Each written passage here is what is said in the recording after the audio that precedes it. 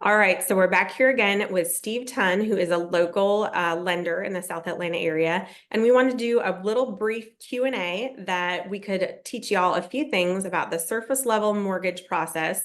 So I'm looking to answer a few questions that I hear on a daily basis from buyers and sellers.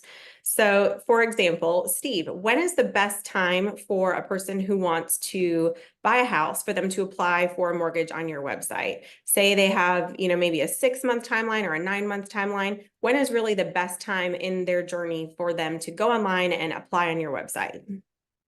Well, the first thing is, I think it's the best time pretty much immediately. Our team, we're not doing hard credit pulls out the gate. So the best is for us to really understand your story and make sure we can help you achieve the home ownership. I always say a minimum of 2 months prior, 60 days prior is really what you're going to want as a minimum, because you need to know your numbers, your down payment, and then you also know your monthly payment. Those are the two biggest numbers in mortgages: cash out of pocket and my monthly payment. And so we have found the best practices. The sooner we can get those to people, the better. So we always say about 2 months prior is kind of the minimum, or as soon as you can, because what we like to do is if there's a need of improving a credit score, paying off a debt, we have time to get you in position. And it really sets a better expectation, and it actually lowers the stress level for everyone where you can enjoy the process working with your real estate partner. Awesome. We love a lower stress level, right? I heard you Absolutely. say that you don't do a hard credit pull. So I hear it from buyers a lot. Hey, I don't want to apply yet because I don't want my credit pulled, in case I don't find the house I like for 3-4 months. So I just wanted to reiterate that, hey, you could apply now, get your information out, and then you don't have to go through the hard credit pull, which is the one that dings your credit until later on. Is that all right? Absolutely. Hmm. So now you'll hear somebody apply for a mortgage, and then 15 seconds later, some internet conglomerate mortgage website spits out this pre-qualification letter. And then everybody is thinking, well, why wouldn't I just do that? Where you're asking me for all these documents, and then you're making the process complicated, right? And it's more work for me. So can you tell us a little bit about how that process works and what are the pros and cons between the two? Absolutely. Part of our initial loan consultation will be, going through a pre-qualification and a pre-approval and the differences between them. A pre-qualification is essentially you just tell me everything that you think is what we need. That's the kind of online, the pre-qualification. We're not really collecting documents. That's a very soft way of really just like get your information, and then it's kind of not a great experience. Pre-approvals is what our team does. And that's what the realtors are going to want. That's what the listing side is going to want the sellers, because that's a formal commitment to lend money. And that means we've verified your assets for down payment, closing costs. We've verified your income through your pay stubs, and we verified your credit as credit worthiness to lend the money, the formal commitment to lend. And while it might seem a little more tedious on the paperwork's going to have to be delivered anyhow. So it's better if we collect it up front, and it'll lower your stress level to where we know with a very high confidence that financing contingency will be met, formal commitment to lend, and it will provide a better experience for you. That sounds great. And it's a little bit safer in the long run too, right? Because you wouldn't want to find out down the line after you've already paid your earnest money deposit that you don't qualify for the house that you're under contract for. So that'd be a risky situation. So that's another way to mitigate the risk in this situation, it sounds like. Absolutely. Perfect. So what do you tell somebody if they see a house online they really just want to know what the down payment would be, what the cash out of pocket would be, what the monthly payment would be, but they don't want to fill out the mortgage application for one reason or for another, for, perhaps it's too cumbersome right now, they don't have time, blah, blah, blah. Are you able to just give those numbers, or is it, really kind of personal to the individual client? You can go to our website, aviatorhomeloans.com. We have a mortgage calculator. You can kind of play around with it for rough numbers. But mortgage is a lot more than just numbers, and it actually has to meet your story, and it has to meet your budget. There's a lot more to it. And so we have found the best practices. Go ahead and reach out to our team, a mortgage professional, and let them kind of ask, what are your financial goals? Do you want more down payment? Do you understand the difference between a conventional and an FHA? Or are you a veteran? Because a lot of those numbers will change.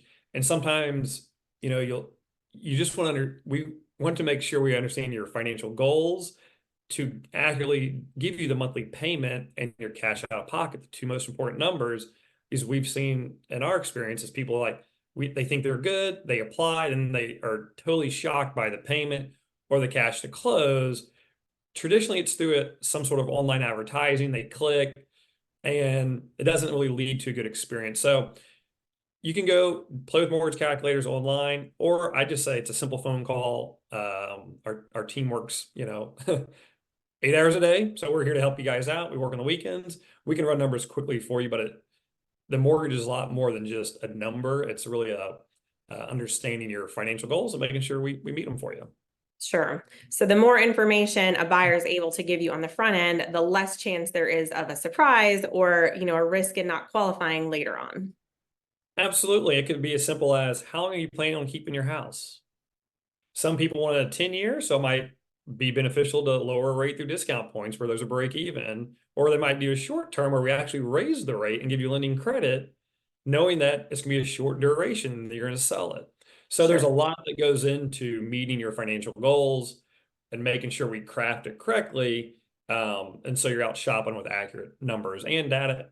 And so the realtor and Hannah's out there shopping and showing you homes that actually meet your monthly payment that you're budgeting off of. Sounds like a good plan. All right, last question. If I'm somebody that I don't have any idea if I'm even going to qualify for a mortgage, but I'd love to be a homeowner, if I check my credit online somewhere on my credit card or something like that gives me a general idea of my credit, what credit score am I looking for before I even decide how far to go down this road? And what sort of cash on hand should I need to know if I'm even, in a spot to buy at this time? Yeah, it's a great question. And it really is going to depend on, are we a veteran, the different type of loan products. That's why it's always great to reach out to mortgage professionals. But traditionally, you're going to want to be a 580 credit score. And then, you're going to want a minimum of 3.5% down payment for FHA, or 3% for a conventional, or 0% for a VA loan. But we always add in there, that's your down payment. There's also a closing cost associated, and the buyer's responsible for closing costs unless it's negotiated by the seller to help as an interested party contribution. So whenever you're looking, I just say rough rule of thumb is you want to be above, higher the better, above 580 is going to be your best.